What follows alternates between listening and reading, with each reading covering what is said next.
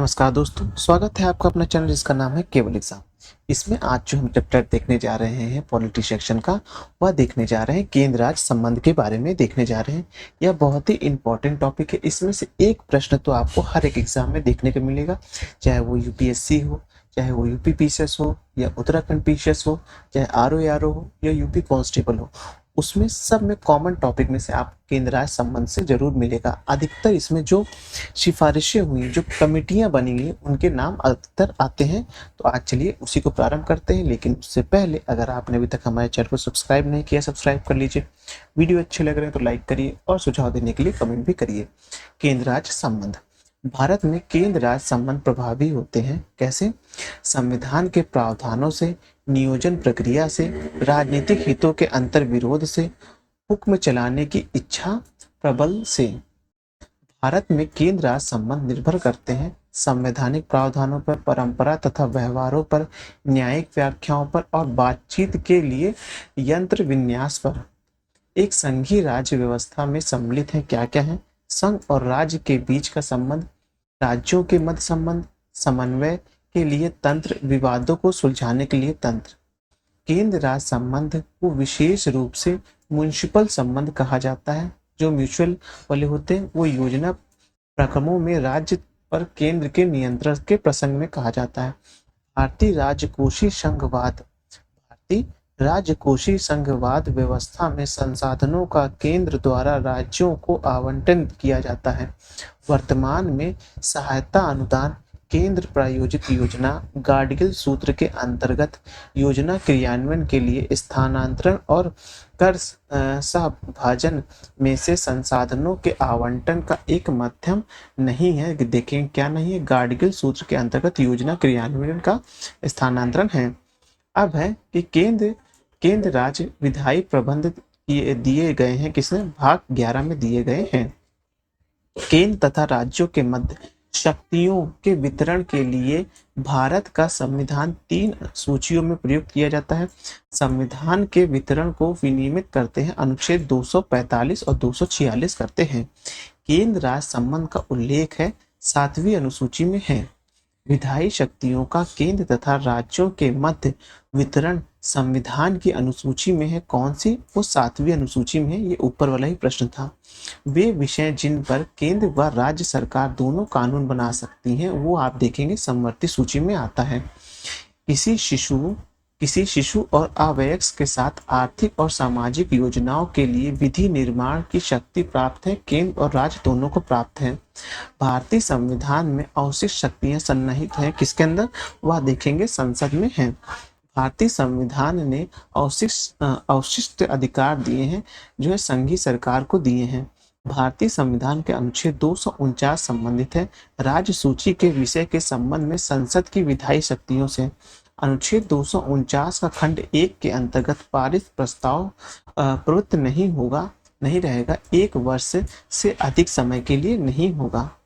अब संघ का यह कर्तव्य होगा कि वह बाह्य आक्रमण तथा आंतरिक गड़बड़ी से प्रत्येक राज्य की रक्षा करे। ऐसा प्रावधान भारतीय संविधान में 355 में लिखा गया है, क्योंकि 356 में आंतरिक गड़बड़ी मतलब जो राज्य का जब शासन व्यवस्था भंग हो जाती है तो उसके बारे में आ जाता है 356, जिसे राष्ट्रपति शासन कहते हैं। अब है भारत में राज्यों के बीच सहयोग और समन्वय प्राप्त करने के लिए संविधानोत्तर और विधितर संस्थाएं हैं। कौन सी? राष्ट्रीय विकास परिषद है और राज्यपाल के सम्मेलन जो होते हैं वो हैं। भारतीय संविधान अंतरराज्यीय परिषद के संबंध में प्रावधान करता है, अनुच्छेद 263 में करता है।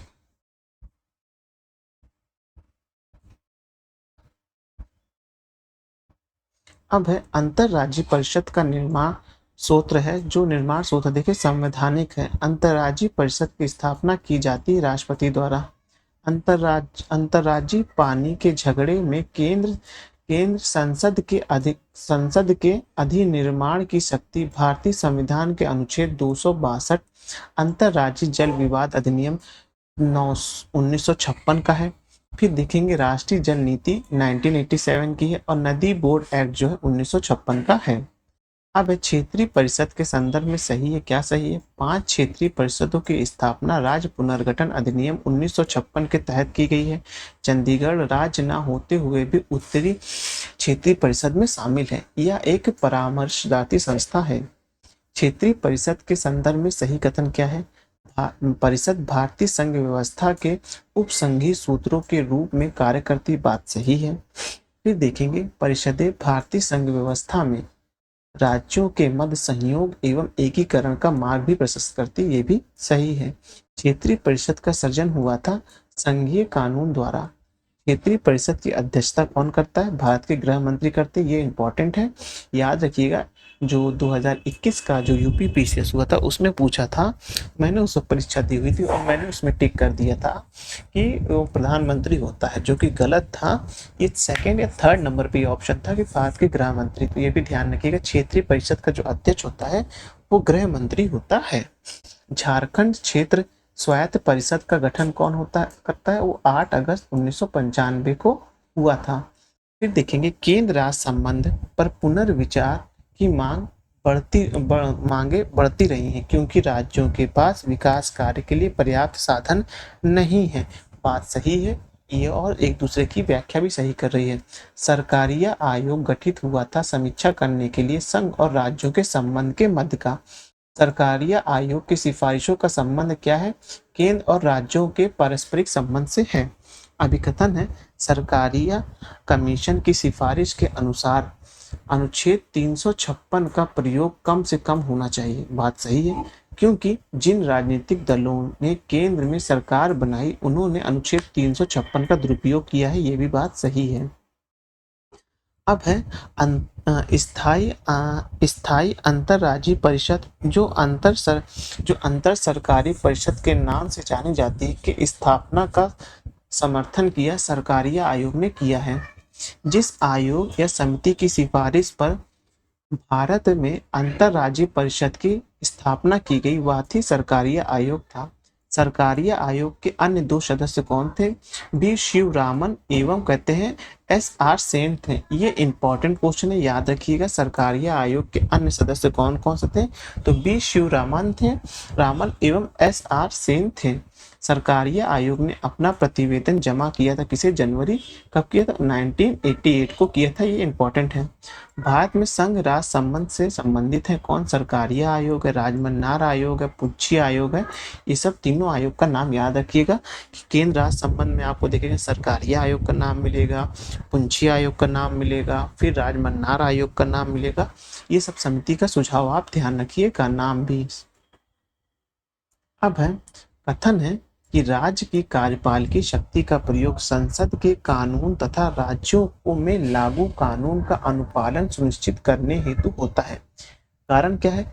अपनी कार्य प्रणाली शक्ति का प्रयोग करके भारत सरकार राज्यों को आवश्यक निर्देश दे सकती है। तो कथन और कारण दोनों सही है, उसकी व्याख्या भी सही करता है। संविधान के अनुच्छेद जिसके अनुसार प्रत्येक राज्य की कार्यपालिकी शक्ति का प्रयोग किया जाएगा, जिसे संघ की कार्यपालिकी शक्ति के प्रयोग में कोई अड़चन ना हो या उस पर कोई प्रतिकूल प्रभाव ना पड़े, तो वो अनुच्छेद देखेंगे आपका 257 है।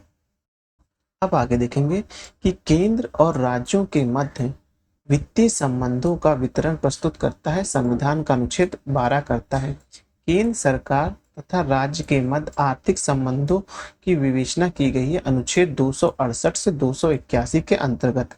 संविधान के अंतर्गत सीधे विदेशी ऋण प्राप्त करने के संबंध में राज्यों की स्थिति कैसी है? जो नहीं ले सकते हैं विदेशी ऋण, जो राज्य होते हैं सीधे नहीं ले सकते हैं, उनको सेंटर जो केंद्र होता है उनकी जो है एक प्रकार से सलाह मशवरा के बाद ही लेना पड़ता है।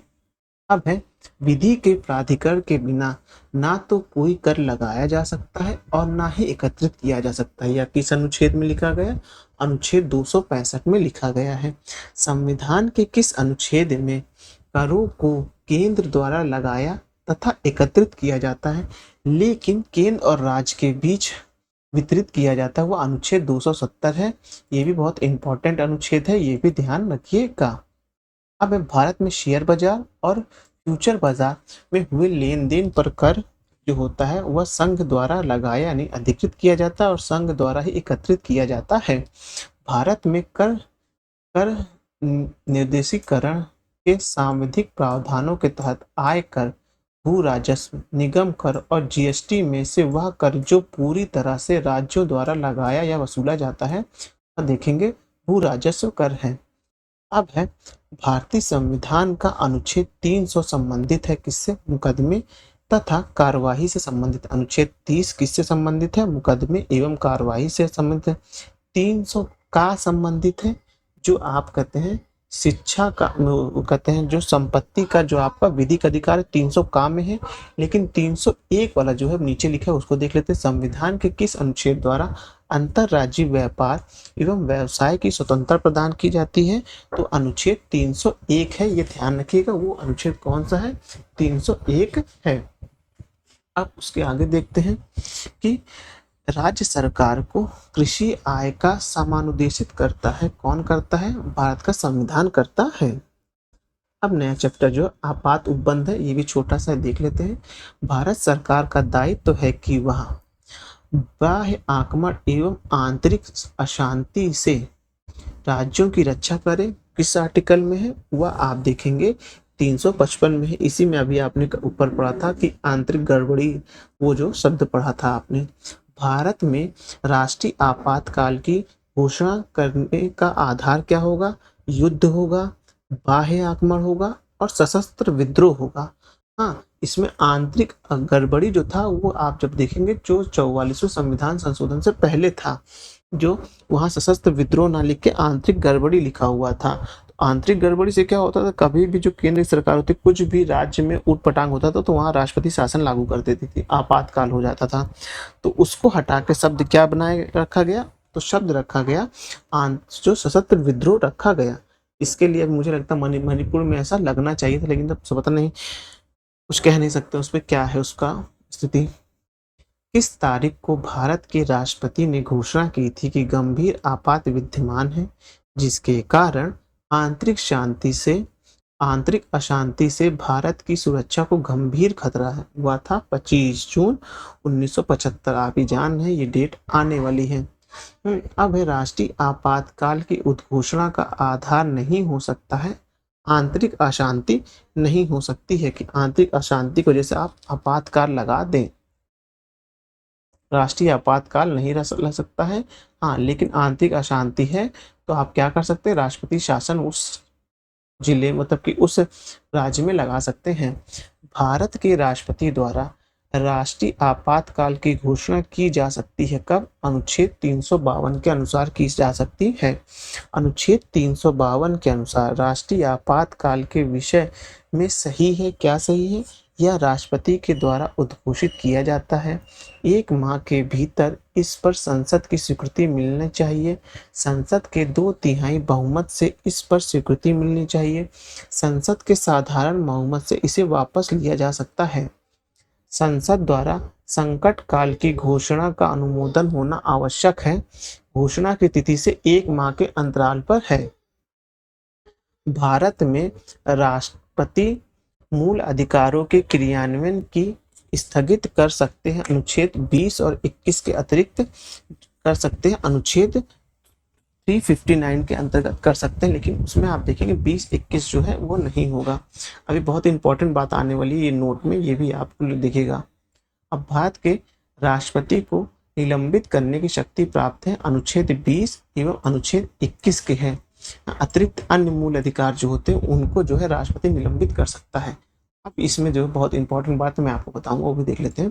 अनुच्छेद 352 के तहत आपातकाल की घोषणा होने पर अनुच्छेद 358 के तहत अनुच्छेद 19 में वर्णित मूल अधिकार स्वतः ही निलंबित हो जाते हैं, जबकि अन्य मूल अधिकार जो कि 20 और 21 को छोड़कर जो 44 संविधान संशोधन में लिखा गया था उससे पहले, 44 संविधान संशोधन से पहले यानी 1978 से पहले 20-21 भी निलंबित हो जाते थे। लेकिन संविधान संशोधन करके 44 संशोधन के माध्यम से क्या लाया गया? उसमें ये लाया गया कि हाँ, आप आर्टिकल 20 और 21 को जो है आप संशोधित नहीं कर सकते, को भी उसके आगे देखते को निलंबित करने की शक्ति राष्ट्रपति को अनुच्छेद 359 के तहत प्राप्त हैं। अनुच्छेद 20 एवं 21 के अंतर्गत प्राप्त मूल अधिकार किसी भी स्थिति में निलंबित नहीं किए जा सकते हैं। यह उल्लेखनीय है कि अनुच्छेद 359 के अंतर्गत मूल अधिकार निलंबित नहीं हो सकते हैं। 358 में क्या लिखा था, आपने ऊपर पढ़ा, 358 में ये लिखा था कि मूल अधिकार निलंबित, जो आर्टिकल 19 में मूल अधिकार दिए हैं वह स्वतः ही निलंबित हो जाते हैं। आप 358 में देखेंगे, लेकिन 359 में देखेंगे कि जो लिखा है कि आर्टिकल जो आपका मूल अधिकार 20 और 21 है वह निलंबित नहीं होगा। ये 359 में अभी हमने पढ़ा, ये लिखा हुआ है। लेकिन बल्कि न्यायालय द्वारा केवल उसके परिवर्तन करने के अधिकार निलंबित हो सकते हैं। यानी कि अगर आपका ये हनन हो रहा है तो आप कोर्ट में नहीं जा सकते हैं, कोर्ट उसको लागू करने के लिए किसी प्रकार की बाध्यता नहीं देता है, लेकिन एक म्यूचुअल अंडरस्टैंडिंग के तहत आपका 20-21 जो निलंबित नहीं होता है। अब आगे देखेंगे, संघ एवं राज्य के बीच करों के विभाजन संबंधित प्रावधान को राष्ट्रीय आपात जो है 352 के में संपन्न निलंबित किया जाता है। अब है, भारतीय संविधान मूलतः संघात्मक स्वरूप का है। कारण क्या है इसका कि अनुच्छेद 352 में संवैधानिक तंत्र की विफलता की दशा का प्रावधान है, जो कि गलत है, क्योंकि ये लिखा हुआ है 356 में। संवैधानिक तंत्र की विफलता जो लिखा है वो राज्यों के बारे में लिखा है, जो कि आप देखेंगे राष्ट्रपति शासन के अंतर्गत आता है। हाँ, 352 में ऐसा नहीं है। अब है, किस अनुच्छेद के अंतर्गत राज्य में राष्ट्रपति शासन लागू किया जा सकता है, वह अनुच्छेद 356 है, यही वाला देखिए ना, ये प्राय राज्यों में राष्ट्रपति शासन लागू किया जाता है, गवर्नर यानी राज्यपाल की सलाह पर किया जाता है। अब है, किसी राज्य में राष्ट्रपति शासन की उद्घोषणा की आवश्यक परिणाम नहीं है। क्या नहीं है कि राज्य विधानसभा का विघटन या स्थानीय निकाय का विघटन होता है। अब तक 2019 तक किन किन राज्यों में कितनी बार राष्ट्रपति शासन लग चुका है उनके बारे में देखेंगे। मणिपुर में 10 बार लग चुका है, उत्तर प्रदेश में 9 बार अब तक लग चुका है, बिहार में 8 बार लग चुका है और उड़ीसा में 6 बार लग चुका है। ये अब की बार का जो उत्तर प्रदेश ROA हुआ था उसमें शायद ये प्रश्न आया था कि उत्तर प्रदेश में अब तक कितनी बार राष्ट्रपति शासन लग चुका है, तो याद रखिएगा 9 बार लग चुका है। और मणिपुर ऑलरेडी कहते हैं काफ़ी समय विवाद में है, तो इसको भी ध्यान रखिएगा। संविधान के अनुच्छेद 356 के अंतर्गत राष्ट्रपति शासन सर्वप्रथम लागू किया गया था। कब किया गया था? 1951 में पंजाब में एवं 1953 में पेप्सू राज्य में किया गया था। संविधान के अनुच्छेद 356 से संबंधित सही कथन क्या है? राज्य में संवैधानिक तंत्र की विफलता एक वस्तुनिष्ठ यथार्थ है। इस अनुच्छेद के अंतर्गत की गई उद्घोषणा का उच्चतम न्यायालय द्वारा न्यायिक पूर्वावलोकन किया जा सकता है। इस उद्घोषणा को 2 माह के भीतर भारतीय संसद के प्रत्येक सदन से अनुमोदन किया जा सकता है। यदि भारत का राष्ट्रपति संविधान के अनुच्छेद 356 के अधीन यथा उपबंधित अपनी शक्तियों का किसी शेष राज्यों के संबंध में प्रयोग करता है तो वो क्या होगा? उस राज्य की विधानमंडल की शक्ति संसद द्वारा उसके प्राधिकार के अधीन प्रयोजित होगी। राष्ट्रपति शासन अधिकतम लगाया जा सकता है 3 वर्ष तक राष्ट्रपति शासन लग सकता है। राष्ट्रपति शासन यानी राज्यों में 3 वर्ष तक के लिए लग सकता है। राष्ट्रपति का आपातकालीन अधिकार संविधान के साथ एक धोखा है। ये किसमें कौन बोला था? ये KS नाम्बियार ने बोला था। ये इंपॉर्टेंट है, ध्यान रखिएगा कि राष्ट्रपति का आपातकालीन अधिकार संविधान के साथ एक धोखा है। किसने बोला था? KM नाम्बियार ने बोला था। किसने? नाम्बियार ने बोला था। भारत के संविधान के अनुच्छेद 360 के अधीन वित्तीय आपात से संबंधित सही कथन है। क्या सही कथन है? कि वित्तीय आपात की उद्घोषणा 2 मास की समाप्ति पर प्रवर्तन में नहीं रहेगी यदि उस अवधि की समाप्ति से पहले संसद के दोनों सदनों के संकल्प द्वारा उसका अनुमोदन नहीं किया जाता है। तो भारतीय संविधान के अनुच्छेद का उपयोग अभी तक नहीं किया गया है, अनुच्छेद 360 में नहीं किया गया है। भारत में वित्तीय आपातकाल की घोषणा आज तक की गई है, कभी भी नहीं की गई है। ध्यान रखिए कि वित्त आयोग की आज तक 360 का उपयोग नहीं किया गया है। भारतीय संविधान के अंतर्गत आपातकाल की सोच कैसी है? वो जो सोच है वो 3 प्रकार की है। आप देखेंगे राष्ट्रपति शासन जो आपको 356 मिले, पहले 352 से देखते हैं। 352 में आपको क्या मिलेगा कि राष्ट्रीय आपात, फिर राष्ट्रपति शासन और फिर 360 में मिलेगा आपको जो वित्तीय आपात आएगा। इन परिस्थितियों में राष्ट्रपति आपातकाल घोषित कर सकता है बाह्य आक्रमण, राज्य के संवैधानिक तंत्र की विफलता एवं आर्थिक संकट। ये क्या हो गया? 352, 356, 360। अब राष्ट्रीय आपातकाल में लोकसभा की अवधि क्या होगी? राष्ट्रीय आपातकाल में लोकसभा की अवधि आपातकाल की समाप्ति तक बढ़ाई जा सकती है, लेकिन एक समय में केवल 1 वर्ष के लिए ही बढ़ाई जा सकती है। यानी कि एक समय के लिए 1 वर्ष बढ़ाई जाएगी, फिर समय आएगा फिर 1 वर्ष के लिए बढ़ाई जा सकती है। अब आगे देखते हैं आपातकाल में इस राज्य विधानसभा की अवधि बढ़ाई जा सकती है, वह संसद की आपातकाल में बढ़ाई जा सकती है। अब कल हम नेक्स्ट टॉपिक से क्या पढ़ेंगे? वित्त आयोग पढ़ेंगे और योजना आयोग को पढ़ेंगे। चलिए वीडियो समाप्त करते हैं। धन्यवाद।